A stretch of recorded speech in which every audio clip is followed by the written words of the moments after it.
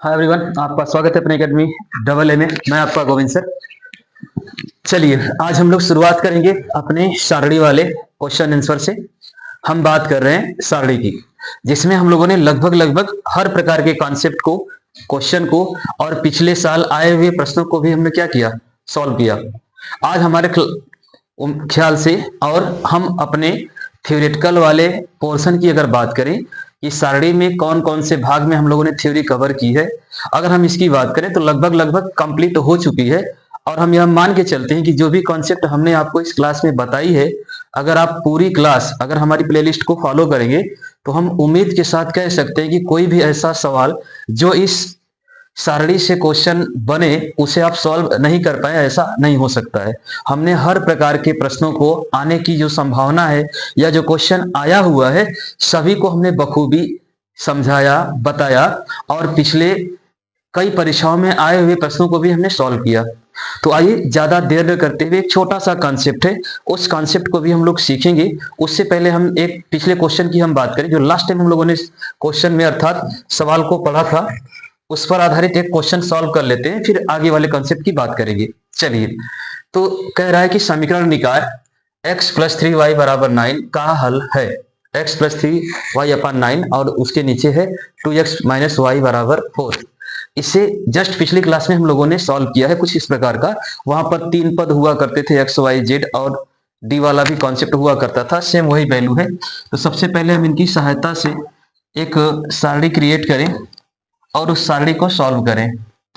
सारणी को क्या करें, क्रिएट करें और उसे क्या करें भाई, सॉल्व करें। चलिए तो देखिएगा, यहां पर तो बनेगा 1 3 और यहां पर बनेगा 2 माइनस का 1। इस सारणी की सहायता से सबसे पहले हम लोग डेल निकालें, तो हम मान लें कि यह डेल की वैल्यू है। जब हम इसे सॉल्व करेंगे इसका सॉल्यूशन होगा क्या, तिर्यक गुणा होता है, हम जानते हैं माइनस का 1, इधर जाएगा 2 3 6, माइनस माइनस प्लस हो जाएगा, प्लस का 6, कैलकुलेट करेंगे तो 5, यानी डेल का मान कितना आ गया, 5। एक मिनट, क्वेश्चन सही है, 1 3 2 1, लेकिन प्लस कहाँ होगा यार, इसमें तो माइनस होता है ना मेरे भाई, -6 हो जाएगा, माइनस का 7, क्योंकि इसका इसका गुणा होगा, तो गुणा होने के बाद इसकी वैल्यू में से जो -1 है उसमें से इसको हम क्या करते हैं, माइनस करते हैं। तो देखिए 1 -1, तो -1 2 3 6, माइनस का 6 घटा देंगे तो माइनस का 7, यानी डेल का मान आ गया। अब हमें क्या चाहिए, डेल एक्स चाहिए। अब डेल एक्स का मान अगर हम निकालें, एक्स यानी 1 और 2 है, वहां पर हम रख देंगे 9 और 4, इधर 3 माइनस का 1, सॉल्व करें तो डेल एक्स की वैल्यू आ जाएगा माइनस का 9 और इसका आ जाएगा 4 3 12, माइनस का 12, कैलकुलेट करें तो माइनस का 21, कितना आएगा, माइनस का 21। डेल वाई की बात करें, डेल वाई की बात करें तो डेल वाई हो जाएगा आपका 1 2 9 4, 2 1 9 4, 4 क्या प्लस का होगा कि माइनस का, माइनस का, क्योंकि यहाँ पर y क्या है, निगेटिव है, तो निगेटिव। सॉल्व करें तो माइनस का 4 और माइनस का 9 दूनी 18, यह हो जाएगा माइनस का 22, माइनस का क्या हो जाएगा 22, यही ना होगा मेरे भाई, 18 4 22, ठीक है। तो डेल y की वैल्यू कितना आएगी, 22 आएगी।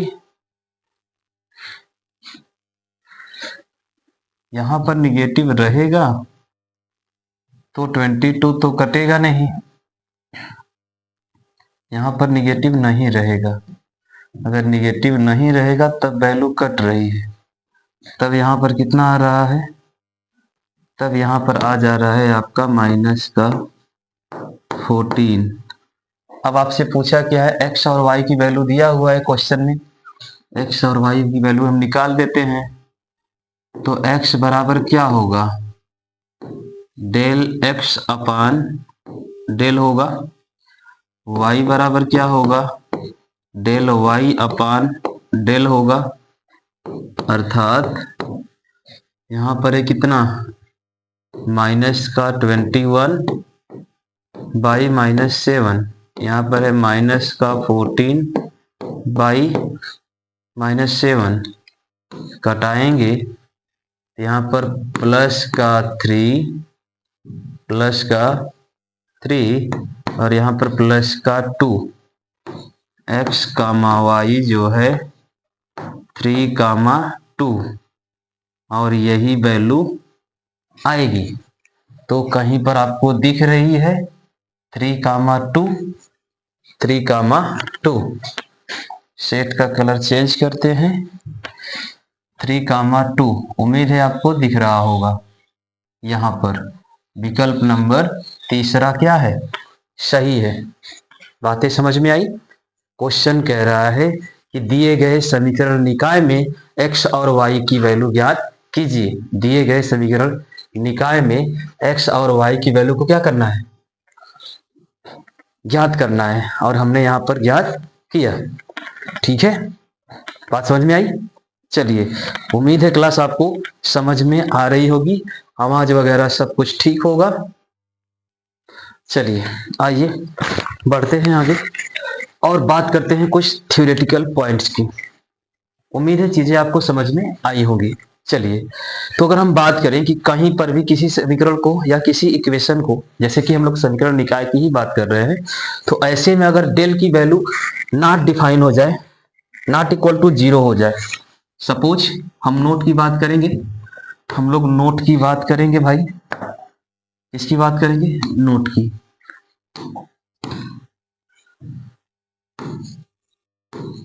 हम लोग नोट की चर्चा कर रहे हैं। हमने कहा कि suppose del not equal to क्या हो जाए, 0 हो जाए, तो उसका हल कैसा होगा, उसका हल कैसा होगा, अगर कभी भी डेल अर्थात डेल्टा जो है क्या हो जाए, डेल्टा जो है क्या हो जाए भाई, कभी भी डेल्टा आपका नॉट इक्वल टू 0 हो जाए,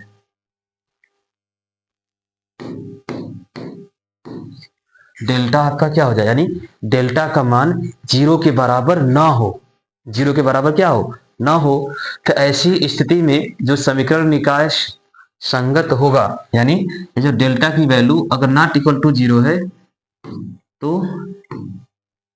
समीकरण निकाय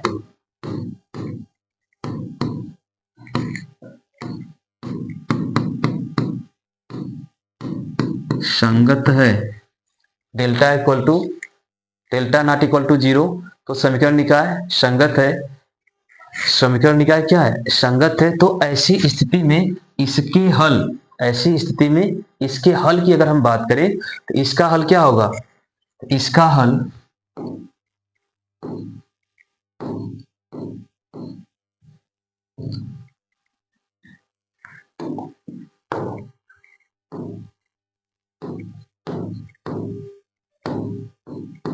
इसके हल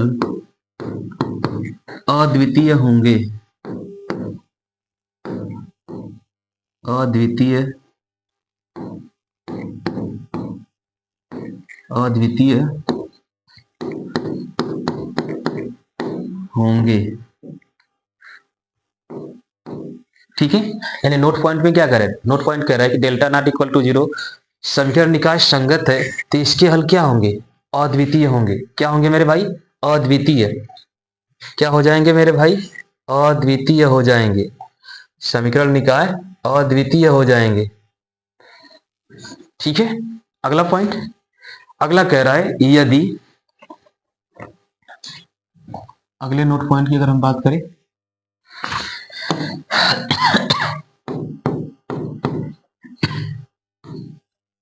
यदि a1 x plus b1y plus c1z बराबर d1, a2x plus b2y plus c2z plus d2, a3x plus b3y plus c3z बराबर d3। कह रहा है यदि a1x plus b1y plus c1z बराबर d1, a2x b2y c2z बराबर d2, a3x b3y c3z बराबर d3 हो तो क्या हो तो समीकरण निकाय के हल तो समीकरण निकाय के हल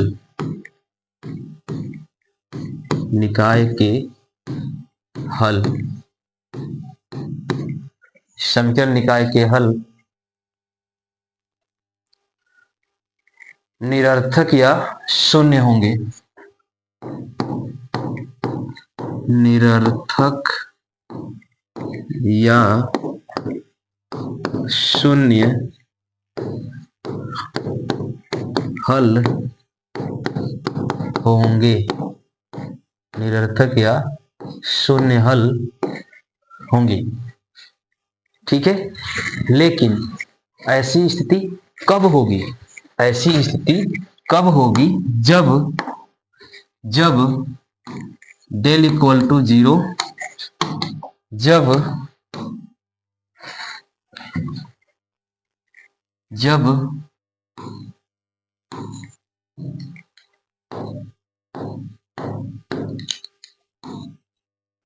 डेल इक्वल टू 0 हो, डेल इक्वल टू क्या हो? 0 हो, और d1 बराबर d2 बराबर d3 बराबर 0 हो। यह हल कब होगा? निरर्थक हल कब होगा या निरर्थक या शून्य हल कब होगा? जब डेल 0 और d1 d2 d3 आपस में क्या होंगे? सॉरी, इन सबका मान क्या होगा? 0 होगा। तभी जाके इस समीकरण निकाय का हल निरर्थक होगा या शून्य होगा। अगर कभी भी इक्वेशन में आपको ऐसा दिखे डेल्टा इक्वल टू 0 और d1 का भी मान 0 आए, d2 का भी मान 0 आए और d3 का भी मान 0 आए, तो ऐसे समीकरण निकाय के हल क्या होंगे? ऐसे समीकरण निकाय के हल या तो शून्य होंगे या तो निरर्थक होगा। हालांकि दोनों एक ही चीज है, शून्य या निरर्थक हल। ऐसी स्थिति में क्या होगा कि आप जब डेल्टा का मान निकालेंगे, किसी भी तीनों पद में d1 d2 d3 का भी मान निकालेंगे तो सबका मान क्या आएगा? 0 आएगा। तो ऐसी स्थिति में इस समीकरण निकाय के हल शून्य होंगे या निरर्थक होंगे, इस चीज का ध्यान रखना है। जैसे अभी हम लोगों ने एक सवाल लगाया ना, यहाँ पर पीछे यहाँ पर लगाया, यहाँ पर डेल्टा का भी मान कुछ आया, डेल्टा 1 का यानी d1 आया, d2 आया, उसी प्रकार d3 आ जाए। अगर डेल्टा का मान 0 आए, d1 का मान 0 आए, d2 का मान 0 आए, d3 का मान 0 आए, तो ऐसी स्थिति में इस क्वेश्चन का जो हल होगा वह क्या हो जाएगा? या तो निरर्थक होगा या तो क्या होगा? शून्य होगा। बातें समझ में आई? चलिए अगले पॉइंट की अगर हम बात करें, आइए अगले पॉइंट की हम बात कर लेते हैं। इसी में अगला पॉइंट है हमारा, देखिए अगला पॉइंट कह रहा है यदि डेल्टा इक्वल टू 0 क्या हो? यदि क्या, जब कर लेते हैं, जब डेल इक्वल टू 0 हो, डेल इक्वल टू क्या हो? 0 हो, तो डेल x बराबर डेल y बराबर डेल z बराबर डेल z 0 जब डेल्टा का मान ही 0 आ जाए तो d1 d2 d3 x del y del z भी क्या आएगा, 0 आएगा। अगर ऐसा हो रहा है, ऐसा हो रहा है हो तो समीकरण निकाय समीकरण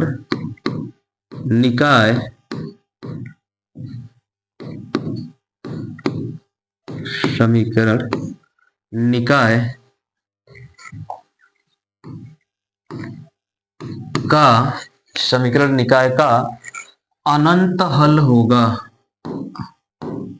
अनंत हल होंगे। अगर स्थिति कैसी बन रही है, अगर स्थिति कुछ इस प्रकार की बन रही है, del equal to 0 del x equal to 0, del y equal to 0, del z equal to 0, यानी डेल्टा का भी मान 0, d1 d2 d3 तीनों का मान आपस में 0 आ रहा है, तो ऐसे में उस समीकरण के हल क्या हो जाएंगे, अनंत हो जाएंगे। ध्यान देना है, यहाँ पर d1 है, d2 और d3 है, ऐसी स्थिति में क्या हो रहा है, निरर्थक या शून्य हल हो रहा है। यहाँ पर डेल एक्स डेल वाई और डेल जेड है, दोनों में बहुत ज्यादा अंतर नहीं है, लेकिन आंसर में अंतर आ जा रहा है। अगर d1 d2 d3 है, delta equal to 0, d1 equal to 0, d2 equal to 0, d3 equal to 0, यानी तीनों के तीनों डायगोनल क्या हैं, 0 हैं। तो उस स्थिति में उस समीकरण निकाय का हल निरर्थक हल होगा या शून्य हल होगा। लेकिन अगर डेल्टा इक्वल टू 0 है, डेल्टा एक्स इक्वल टू 0 है, डेल्टा वाई इक्वल टू 0 है, डेल्टा जेड इक्वल टू 0 है, तो ऐसी स्थिति में उस समीकरण निकाय के अनंत हल होंगे। ऐसी स्थिति में क्या होगा मेरे भाई, उस समीकरण निकाय के अनंत हल होंगे। ठीक है, चलिए अगले पॉइंट की अगर हम बात करें, इसी में कर लेते हैं। देखिए अगला पॉइंट क्या कह रहा है, अगला कह रहा है कि यदि delta 0, d1 equal to d2 equal to d3 equal to 0 हो तो समीकरण निकाय के अनंत हल, शून्य हल या अनिरर्थक हल होंगे। यानी कंडीशन क्या है, यदि, अगला पॉइंट, यदि delta equal to 0 comma d1 बराबर d2 बराबर d3 और यह तीनों की वैल्यू किसके बराबर है, 0 के बराबर है, हो तो समीकरण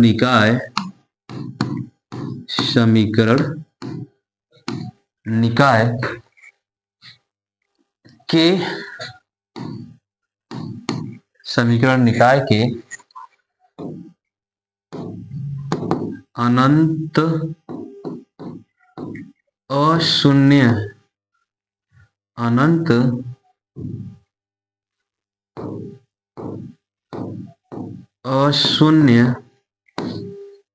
हल,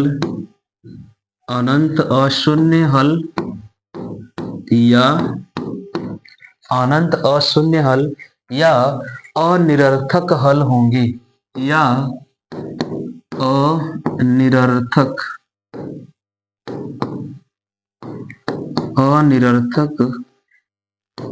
हल होंगे।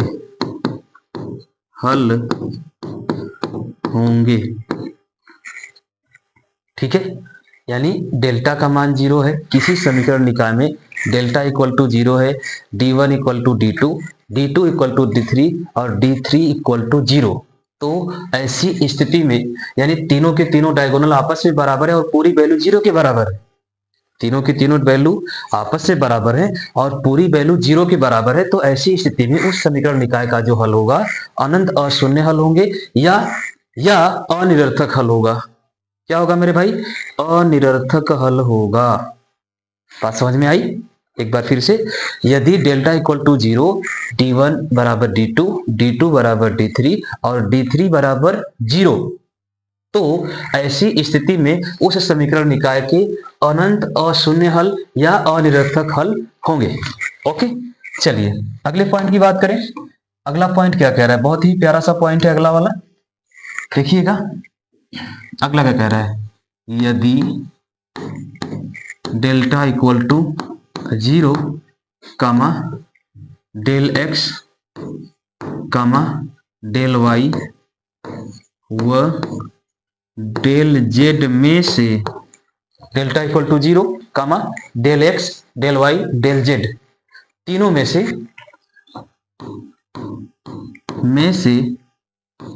कम से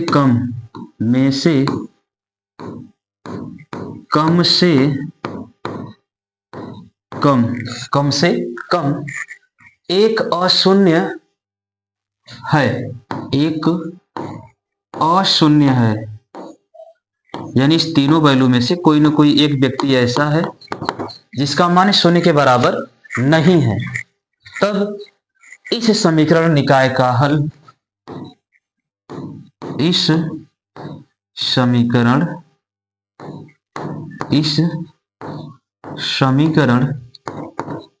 निकाय का हल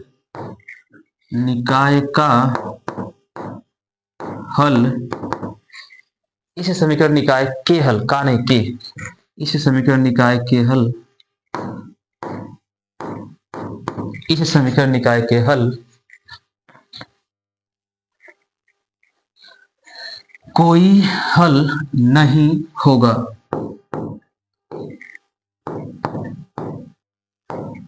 कोई हल नहीं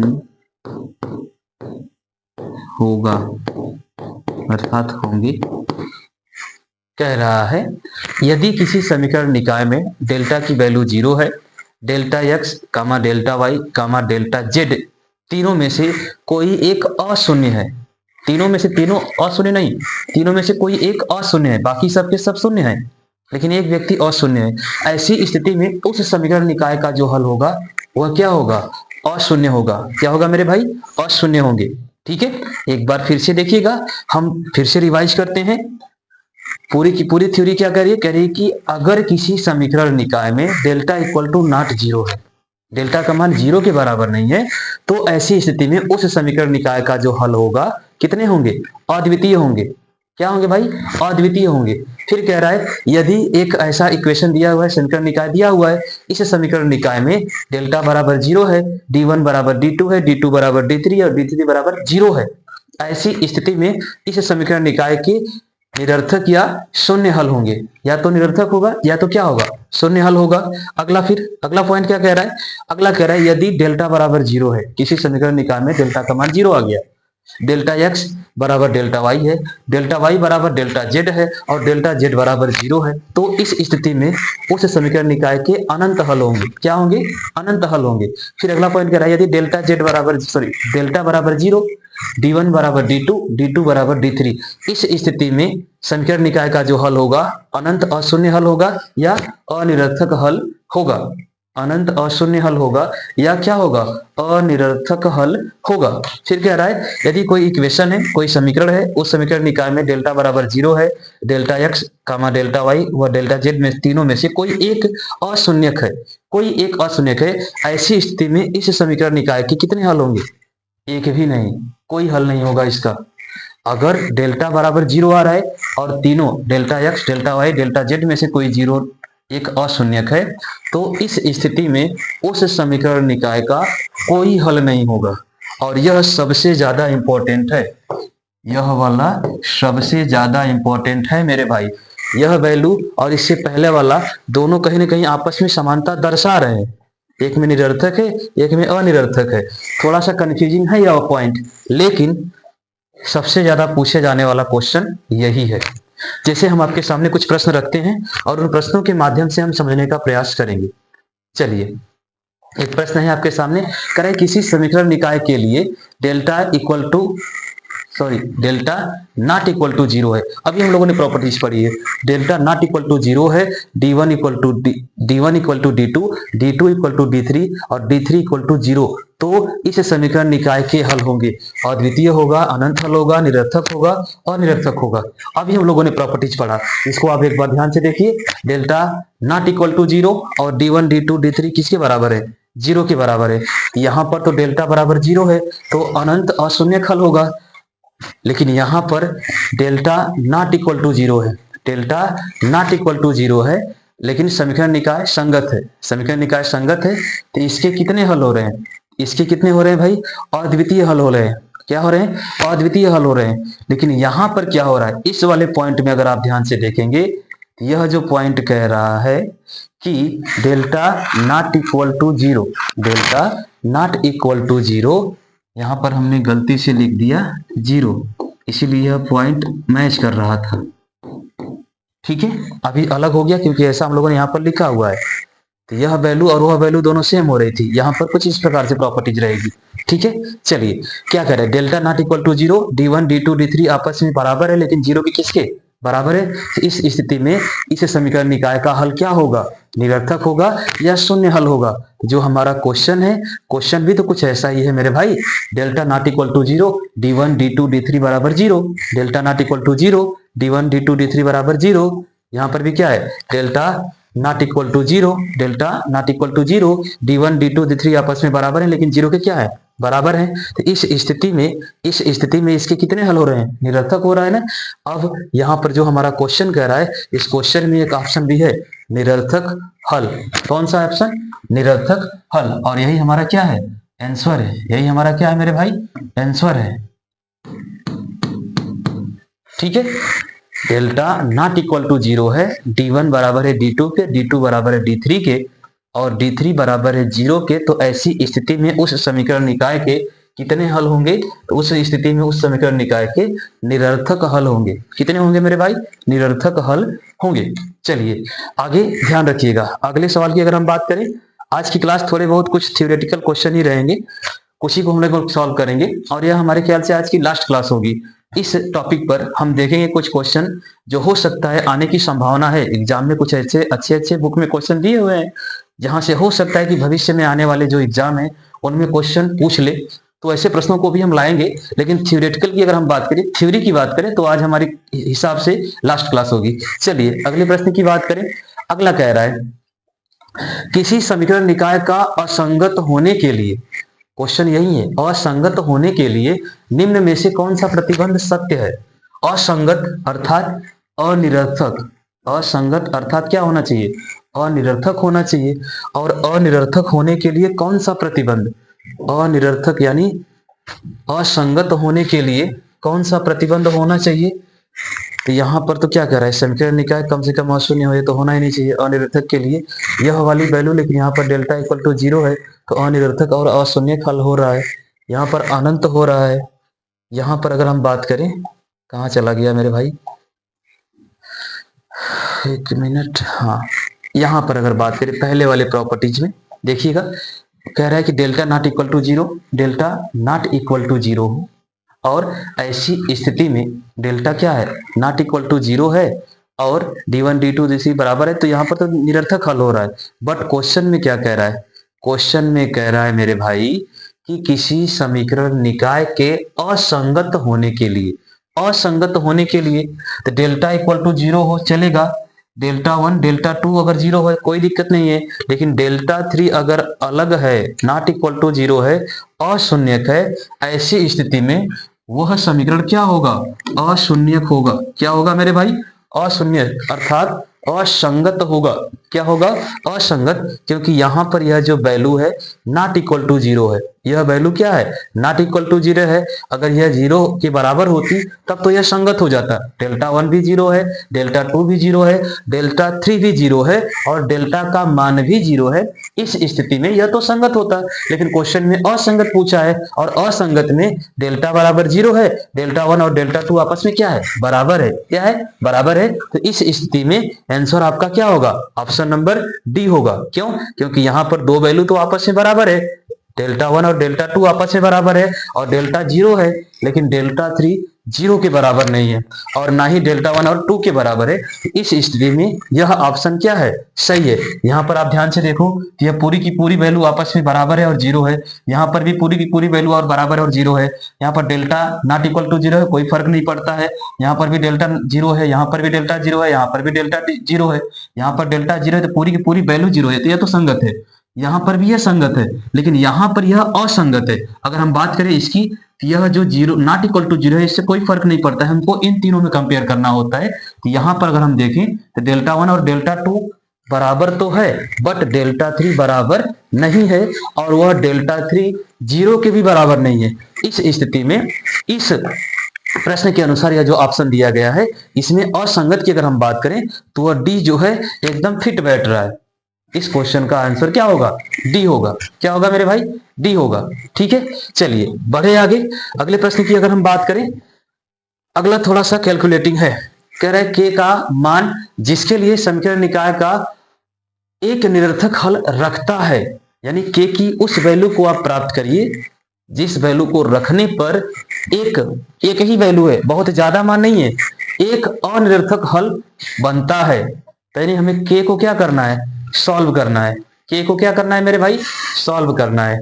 चलिए, यहां पर तो कुछ चीजें दी गई हैं, जैसे क्या क्या दिया गया है।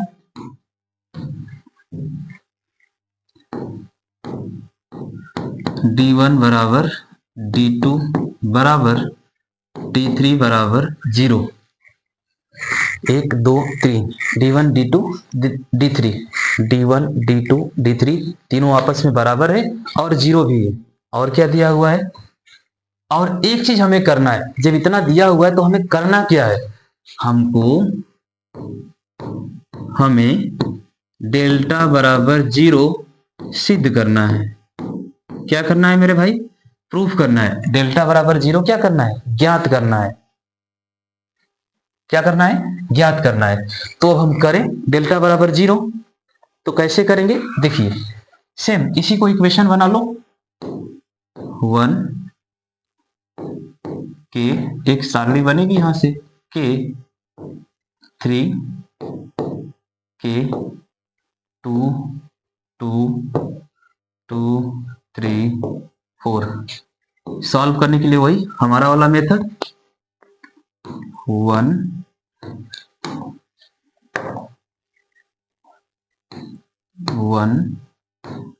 के 2 के 2 3, तिर्यक गुणा करें, तिर्यक गुणा करें, चलिए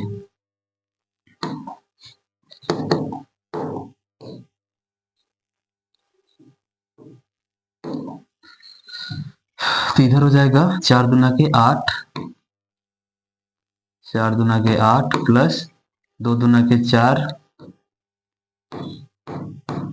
4 के प्लस 3 3 के 9, 9 के माइनस इधर 4 के स्क्वायर, क्योंकि के में के का गुणा हो रहा है, प्लस 2 3 6 प्लस 2 दूना के 4 3 12, बराबर होना कितना चाहिए, बराबर कितना होना चाहिए, 0।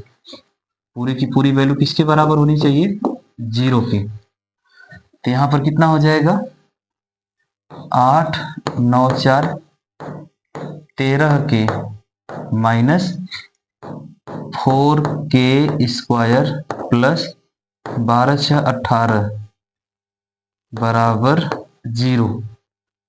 तो 18 और 8, 18 और 8 कितना हो जाएगा, 26, 18 8 26 के स्क्वायर, तो बराबर के इधर लाएं, तो यह हो जाएगा माइनस का 4 के स्क्वायर प्लस 13 के प्लस 26 बराबर 0। बराबर क्या हो जाए, 0 हो जाए। ये तो द्विघात समीकरण बना। क्या बन गया मेरे भाई, द्विघात समीकरण। लेकिन एक चीज हमें बताओ मेरे भाई, कि जब यह वैल्यू माइनस है और ब्रैकेट हमने हटाया तो प्लस प्लस तो ठीक है, 18 तो हुआ नो डाउट, लेकिन प्लस का हो गया क्या, माइनस। प्लस का क्या हो गया, माइनस। और जब माइनस हुआ तो यह 26 कैसे हुआ, तो घटेगा ना। यह हो गया माइनस का 10। कितना हो गया, माइनस का 10। अब इस माइनस के 10 को हम कैसे सॉल्व करें, तो यह इक्वेशन बना। कौन सा इक्वेशन बना, एक इक्वेशन बना द्विघात समीकरण का। हम लोग आगे पढ़ेंगे, हमारा सिलेबस ही है, उस सिलेबस में हम लोग इसे सॉल्व करेंगे। फिर भी आपके लिए एक बार हम यहाँ पर करते हैं। माइनस का 4k² प्लस का 13k और प्लस का 10। प्लस का कि माइनस का, माइनस का ना, माइनस का 10, माइनस का 10 बराबर 0। एक्चुअल में यह 10 नहीं है, इस 10 में इस 4 का गुणा है यानी 40 है। और 13 को हम ऐसा फैक्ट करें, ऐसे खंडों में जोड़ें या तोड़ें कि जिसको जोड़ने पर 40 आए, सॉरी जोड़ने पर करें, जोड़ने पर 13 आए और गुणा करने पर 40 आए। तो ऐसा तो एक ही फैक्टर दिख रहा है, ऐसा तो एक ही फैक्टर दिख रहा है।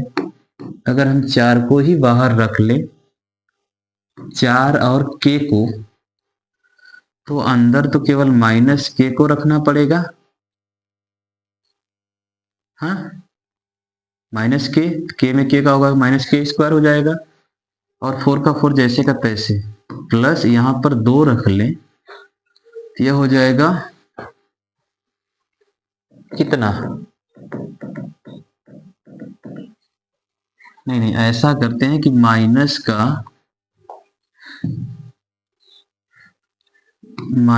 का 4k ही कॉमन रखते हैं, माइनस का 4k। यहाँ पर k हो जाएगा तो k से माइनस का 4k, कोई दिक्कत नहीं है, चीजें हो जाएंगी। ध्यान से देखिएगा, इधर अगर माइनस का 2 करें तो माइनस माइनस तो प्लस, माइनस माइनस तो क्या हो जा रहा है, प्लस हो जा रहा है, और प्लस का 8k हो रहा है, कोई दिक्कत नहीं। यहां पर प्लस 5 कर दे तो अंदर k और माइनस का 2 बराबर 0, तो सेम वैल्यू आ गई। Very good. चलिए, तो एक बार माइनस का 4k प्लस 5 और एक में k माइनस 2 बराबर 0। तो यहां से तो हो जाएगा, एक बार k की वैल्यू हो जाएगी माइनस का 5/k माइनस 4, और एक बार हो जाएगी प्लस 2, यानी k की वैल्यू है 5/4 और 2, 5/4 और 2, ठीक है। और यही आपका क्या है, आंसर है। अगर आप k के स्थान पर 5/4 रखें या 2 रखें तो उसका एक निरर्थक हल होगा, एक निरर्थक हल होगा, ठीक है। चलिए, क्वेश्चन समझ में आया। क्वेश्चन कह क्या रहा है, क्वेश्चन में कह रहा है कि k का मान जिसके लिए समीकरण निकाय एक निरर्थक हल रखता है उस वैल्यू को ज्ञात कीजिए। फाइनली आपसे k का मान ही क्या किया है, इस क्वेश्चन में पूछा है। k का मान ही आपसे क्या कर रहा है, पूछ रहा है। अगर k का ही मान पूछ रहा है तो हमने इस समीकरण निकाय की सहायता से एक सारणी क्रिएट की, उस सारणी को जब सॉल्व किया और उस सॉल्व करते ही हमें k की वैल्यू क्या हुई, प्राप्त हुई, और यही हमसे क्या कर रहा है, पूछ रहा है। उम्मीद है सवाल आपको समझ में आया होगा, ठीक है। चलिए बढ़े आगे। देखिए अगला प्रश्न बहुत ही प्यारा सा प्रश्न है, इसमें भी k की वैल्यू ही आपको क्या करनी है, फाइंड करनी है। सेम पिछला ही सवाल है, k के किस मान के लिए समीकरण निकाय के अनिरर्थक हल हैं, यानी के का वह कौन सा मान है जिसके लिए यह समीकरण निकाय अनिरर्थक हल रखता है। तो इसमें भी तो सेम वैल्यू दिया हुआ है, यहां पर भी हम मान लेंगे। क्या कर लेंगे भाई, पुट कर लेंगे डेल्टा इक्वल टू 0, d1 बराबर d2 बराबर d3 इक्वल टू 0। दिख ही रहा है हमको, दिख रहा है ना। और यह हमें करना है, यह हमें क्या करना है, मान लेना है। इसके बाद हम सॉल्व करें। चलिए रखते हैं के 3 1 2 -1 5 1 2 -1 सारणी बनी। वही हल करने के लिए हम अपने वाले मेथड की बात करें, जैसा कि हम लोग पिछली क्लास में करते हैं और शुरू से हम इसी रूल पर चल रहे हैं, तो उम्मीद है कि यह चीज तो आपको समझ में आ ही गई होगी कि सारणी को हम एक लाइन में कैसे सॉल्व करते हैं। चलिए तिरिया गुणा करते हैं, के ये हो जाएगा 1 1 माइनस माइनस दोनों में है तो प्लस, यानी फाइनली के ही बचेगा। क्या बचेगा मेरे भाई, के प्लस इधर हो जाएगा 5 3 15 प्लस प्लस इधर हो जाएगा 2 दूना के 4 माइनस इधर हो जाएगा क्या 2 3 6 माइनस का 6, इधर हो जाएगा 5 दूना के 10 प्लस का 10 के, फिर इधर हो जाएगा प्लस नहीं माइनस का 1, ये माइनस का 6 माइनस का 1 माइनस का 7 हो गया। इधर इधर हो गया के प्लस 19, इधर हो गया माइनस 7 यानी प्लस का 7 और माइनस का 10 के, माइनस का 10 के बराबर हमें क्या रखना है, 0 रखना है, क्योंकि हमने पुट कर रखा है, मान रखा है। तो यहां पर भी क्या हो जाएगा 0।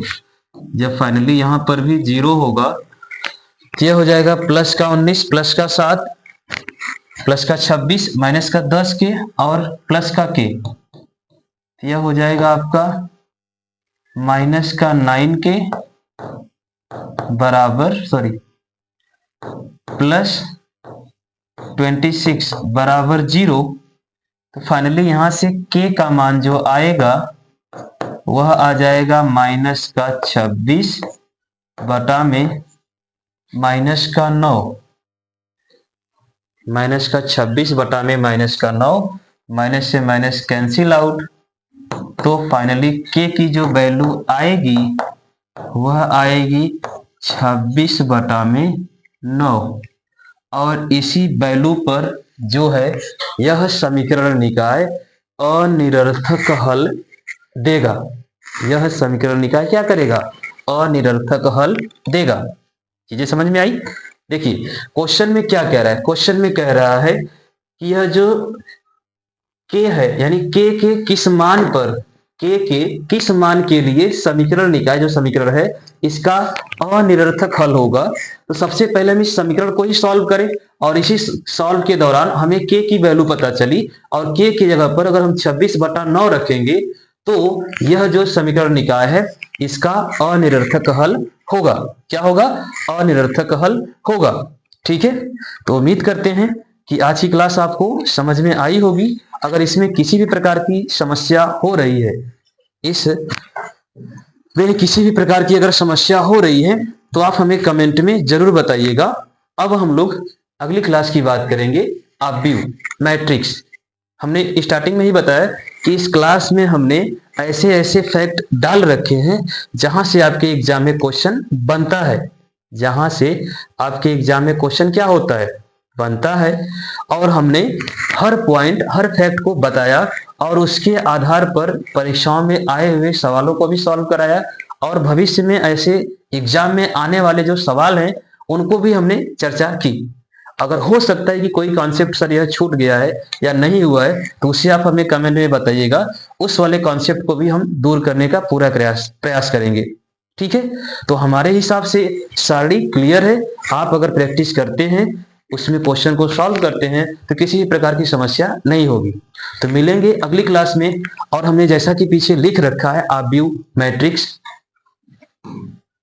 आव्यूह मैट्रिक्स, हिंदी और इंग्लिश दोनों सेम है, मुख्य रूप से इसे आव्यूह या मैट्रिक्स ही कहते हैं। यह भी सारणी जैसा ही होता है, यह भी सारणी जैसा ही होता है, बस थोड़ा बहुत इसमें परिवर्तन होता है। तो इसके लिए हम लोग मिलेंगे अगली क्लास में, तब तक के लिए धन्यवाद।